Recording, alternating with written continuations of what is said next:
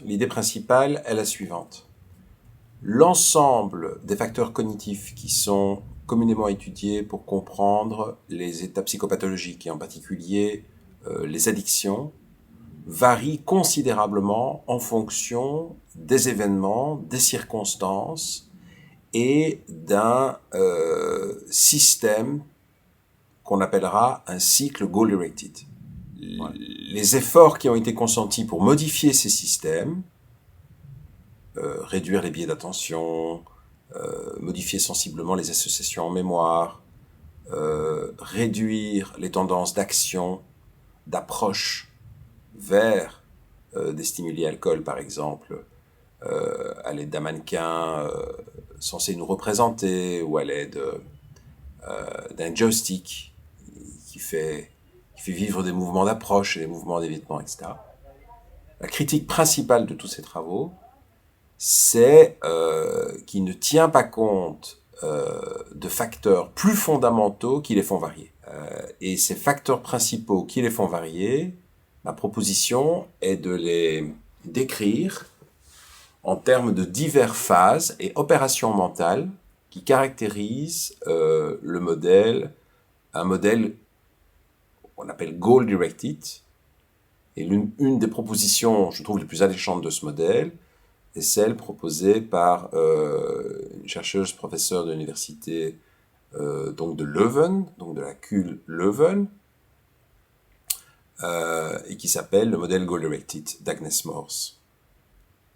Je pense que c'est par la compréhension fine de ce modèle et la manière dont il illustre le phénomène addictif que nous pourrons comprendre l'organisation des biais attentionnels, des déficits attentionnels et du comportement, la manière dont les choses s'organisent, et cette meilleure compréhension devrait nous fournir des outils thérapeutiques inédits. Voilà. C'est l'idée principale que je nourris. Regardons les biais attentionnels, oui, regardons les systèmes de mémoire, bien sûr, oui, regardons d'une série de choses, les systèmes d'action et toutes ces choses, mais en faisant varier les éléments, les facteurs d'un cycle goal-directed. En faisant bouger, par exemple, les affects négatifs liés à des systèmes de détection d'un décalage entre, par exemple, une situation et un goal personnel. Voilà. Nous nous sommes trop intéressés jusqu'alors aux effets du cycle goal-directed. On s'est intéressé plus aux effets du cycle goal-directed que aux origines, au système goal-directed lui-même.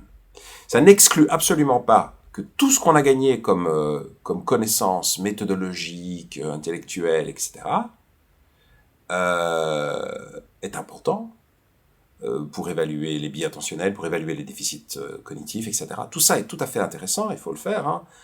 Il faut garder cette connaissance, mais il faut utiliser cette connaissance dans un champ théorique plus large. Voilà. Ce type de champ théorique qui permet de comprendre pourquoi certains comportements, comment et pourquoi certains comportements se développent plutôt que d'autres. Donc, à la fois en nous focalisant sur ce qu'on appelle la détection des décalages entre situation et but. Hein, donc, classiquement, c'est le fait d'avoir, par exemple, un but de ne pas boire, par exemple, pour toute une série de raisons, parce que je veux faire une activité sportive, etc. Puis à un moment donné, être confronté à une situation, par exemple le stress, c'est un bel exemple, et en le fond, déclenche une attente anxiolytique de la consommation d'alcool. Oui, vous avez là une divergence, hein, on peut dire une divergence, discrepancy en anglais, ou un décalage, et cette divergence, en réalité, est le fruit d'un système de détection qui génère bien souvent qui est l'entrée dans une séquence d'action, en fait. Donc c'est quelque chose qui va vous mettre en action. Puis, alors, je ne décris pas tout, mais il y a une série d'opérations mentales plutôt complexes en vérité qui se déroulent et qui finissent en vérité par réduire ce décalage dans un sens de consommer, dans un sens de substituer la consommation par d'autres comportements jugés plus opportuns, dans un sens de réévaluer que le stress n'était pas aussi important que cela. Enfin, toute une série de choses que nous avons développées. Nous avons tenté d'appliquer, connaissance générale de cela viennent du travail d'Agnès More, mais que nous avons tenté d'opérationnaliser dans le champ des addictions. Et donc, ce que nous pensons, c'est que chaque élément de ce système, de ce cycle goal-directed, a ses propres ressources, on peut dire, et ces ressources sont d'ordre attentionnel, d'ordre amnésique, d'ordre exécutif, etc. Alors, par exemple, s'il y a un but activé qui est celui de se contrôler, par exemple, il y aura plus de ressources de contrôle. Mais ce n'est pas les capacités de ressources de contrôle dans l'absolu qui sont le principal prédicteur de la manière dont le contrôle va être exercé, c'est qu'il y ait un but de contrôle qui soit activé. Vous voyez ? C'est un peu différent, enfin, c'est même très différent en vérité par rapport à une série de choses qui se font communément. Et donc c'est passionnant parce que ça renvoie aussi beaucoup plus à la clinique que toutes les autres méthodologies. Les autres méthodologies, vous prenez des patients ou des participants et vous vous dites, toutes choses étant égales par ailleurs, je vais évaluer leur biais. Alors, voilà, et puis il y a un bel écran où apparaît toute une série de choses, etc. Mais en vérité, il faut aller plus loin. Il faut aller plus loin pour comprendre réellement, enfin, pour que les valeurs et que les mesures des biais aient une valeur écologique, il faut lier ces biais au cycle goal-directed. Voilà. Donc il faut, et ça c'est une des choses que j'avais en tête depuis de nombreuses années, et force est de constater que nous nous sommes vraiment trouvés sur ce point avec Agnès More, c'est qu'il nous faut des expérimentations qui soient beaucoup plus écologiques et qui, dans le sens qui engage le système goal-directed. Ça, il n'y a pas de solution autre que celle-là. On aurait bien aimé qu'un problème exécutif explique 80% de la variance et puis qu'un peu de neurostimulation dessus l'améliore et améliore le pronostic. Bon, ça n'est pas comme ça que ça se passe. Tout simplement, la nature est têtue. Les faits sont têtus. Ce n'est pas comme ça que ça se passe. On a des légères petites choses qui apparaissent, sans qu'on comprenne d'ailleurs bien pourquoi. Hein, quand on neurostimule le cortex préfrontal, nous avons montré, mais d'autres ont montré ça également, nous améliorons sensiblement le pronostic post-sevrage. J'en rechute moins, mais en tout cas dans les premières semaines. Mais nous sommes incapables de savoir pourquoi. Nous ne savons pas pourquoi. Donc voilà, on aurait bien aimé que ça soit, vous voyez, un déficit, ben, c'est tout le temps. Les gens, quand ils ont une bonne mémoire de travail, ils ont une bonne mémoire de travail, ils ont une mauvaise mémoire de travail, ils ont une mauvaise mémoire de travail. Si vous êtes capable de rapporter, je ne sais pas moi, 6 ou 7 items, 6 ou 7 lettres dans l'ordre de présentation et dans l'ordre inversé, bon, 7 ou 8 dans l'ordre inversé, vous avez une excellente mémoire de travail. Alors ça peut être tout à fait perturbé par le fait qu'au moment où vous faites cette tâche, vous pensez à autre chose. Enfin, tout ça est très bien compris, évidemment. Puis voilà, on aurait une cible claire, hein, donc la mémoire de travail, l'inhibition, la flexibilité mentale, voilà, on a des cibles claires, on essaye d'améliorer la performance cognitive, on essaie surtout de remédier cognitivement, et alors ensuite, ça a tout plein d'effets. Bon. Eh ben non, ça va pas se passer comme ça du tout. C'est peut-être perdu si on n'interroge pas notre intervention et notre modèle explicatif dans un cadre plus comportemental, déterminant du comportement plus général. Voilà. Je pense que ça a une grande vertu, ce travail, comme je l'ai dit, c'est que ça va être très individualisé aussi comme évaluation.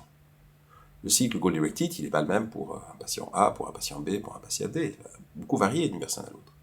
Donc c'est un retour vers une clinique beaucoup plus singulière, beaucoup plus personnelle.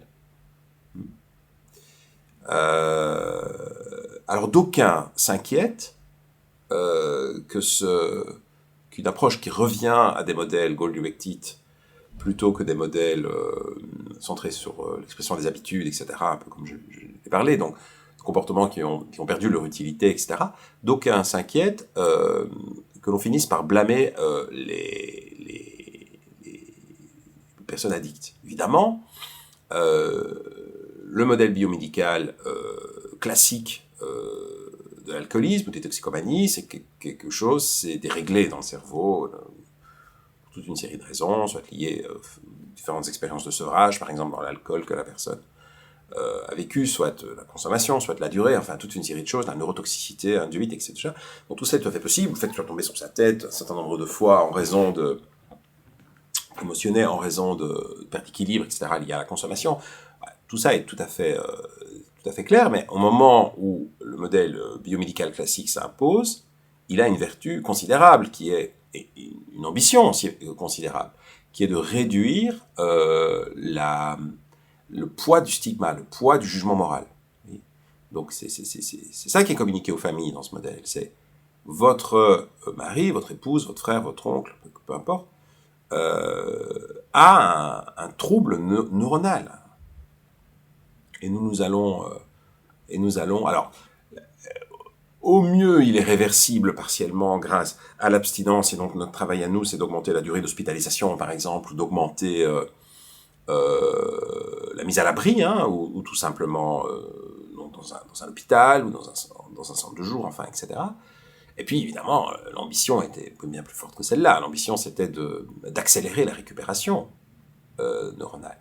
Remettre la situation, remettre la personne dans une situation pré-addictive, on peut dire, sur le plan de l'efficience cognitive et du fonctionnement neuronal.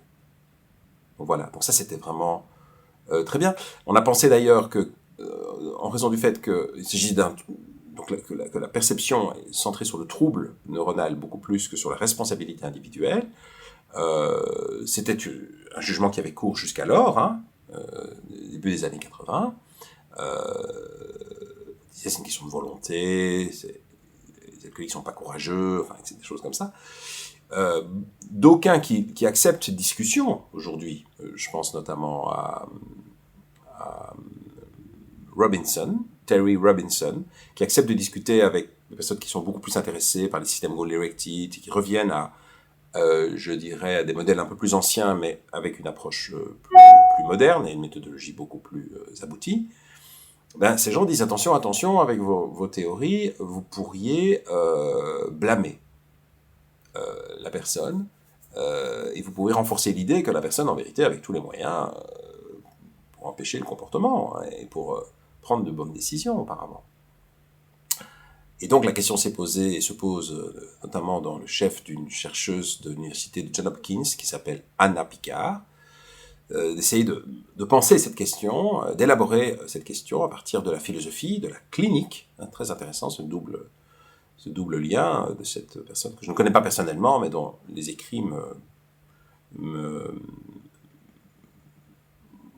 ont l'effet de me stimuler intellectuellement, enfin je veux dire, clairement, elle va assez loin dans le détricotage théorique, et notamment elle identifie assez bien les zones de non-dit dans les théories dominantes, et elle montre à la fois leur intérêt, mais aussi leur limitation. Donc, très intéressant, et elle parle d'un concept que, objectivement, sincèrement, j'ai ressenti comme vrai depuis de nombreuses années, à savoir comment construire un modèle de responsabilisation sans blâmer. Voilà. Donc c'est une des conséquences de tout ça. Mais finalement, le monde que je perçois devant moi, sur le plan de la recherche, est un monde qui s'articule beaucoup mieux qu'il ne l'a jamais été avec la clinique, avec l'histoire individuelle, la singularité, qui inclut, je dirais, un angle de vue clinique inédit, et qui inclut également des moyens expérimentaux d'évaluation de ce cycle et d'évaluation de ces différents systèmes au service de ce cycle, inclus dans ce cycle, pour l'infléchir, pour le changer, pour le modifier à certains endroits, et clairement être utile cliniquement. Donc, je suis assez content de ça, avec l'idée qu'on puisse, qu'on doive aujourd'hui endosser la complexité du comportement humain plutôt que se contenter, je dirais, dans tous les cas de réductionnisme, hein, ça c'est tout à fait normal, nous devons faire, sinon la réalité complexe nous est absolument incompréhensible, mais de réductionnisme devenu insoutenable. Insoutenable parce que le manque d'efficacité clinique, insoutenable parce que la déconnexion avec l'expérience des praticiens est devenue insoutenable de travailler dans un modèle de psychopathologie cognitive stricto sensu. Même si moi je pense que je suis toujours un psychopathologue au moins expérimentaliste, mais dont les théories nécessitent d'endosser une vision clinique extrêmement précise, fine. Donc voilà, ça soulève des questions quand on est chercheur, d'en connaître suffisamment sur le plan de l'état clinique, de la situation clinique envisagée. Ça suppose aussi, quand on est clinicien, de s'alimenter de connaissances, de davantage de connaissances scientifiques, mais il y aura des guerres d'ego, hein. Il y aura des guerres d'ego, il y aura des... Autour de cette question, il y aura certainement besoin de redéfinir un petit peu aussi les questions d'enseignement à l'université. Les choses sont totalement clivées. Les cliniciens parlent aux cliniciens, les chercheurs parlent aux chercheurs. De temps en temps, un petit peu de croisement, mais bon, c'est comme on se croise, dans une ville, enfin. Il y a des croisements, mais est-ce qu'on se parle vraiment? Non. Je me suis toujours dit qu'il faudrait que ça se fasse plus. Et finalement, presque pour des raisons d'éthique, pour des raisons humanistes, en fait. Mais en fait, aujourd'hui, c'est plus que ça, aujourd'hui. C'est parce que les modèles de compréhension des états psychopathologiques l'exigent. Donc, probablement un remaniement au niveau des enseignements, à terme. Un meilleur dialogue aussi entre les chercheurs et les cliniciens dans les hôpitaux universitaires, par exemple, là où ça se passe. Parce que si vous regardez les universités, bon, voilà, il y a très peu de cliniciens. Si vous regardez les hôpitaux, il y a en fait très peu de chercheurs, fondamentalement. Et quand il y a de la recherche dans un hôpital, je suis bien placé pour le vivre, il y a une zone recherche, si vous voulez. Mais c'est pas quelque chose qui est articulé en profondeur c'est pas dans l'esprit des chercheurs, c'est pas dans l'esprit des cliniciens, la présence des chercheurs et des cliniciens. Vous voyez ce que je veux dire? Mais ça, ce type de modèle, le modèle Goldreich, tel qu'il est proposé, et qui inclut également toute une série de réflexions sur la manière d'évaluer, d'opérationnaliser les concepts, qui demande un recours expérimental et également à la neuroimagerie. Alors voilà, ça fait partie du projet que nous avons développé avec Agnès Mort, dont je ne vais pas en parler maintenant parce qu'il est en demande de financement et dont je reviendrai avec plus d'informations dès lors que nous aurons, je l'espère, la permission de le faire. Mais clairement, beaucoup de choses devront changer. Et je pense qu'une des raisons pour lesquelles beaucoup de choses devront changer, c'est que la théorie inclut davantage d'éléments qui appartiennent à des champs lexicaux et des champs de signification différents. Donc c'était quand même un peu attendu. Et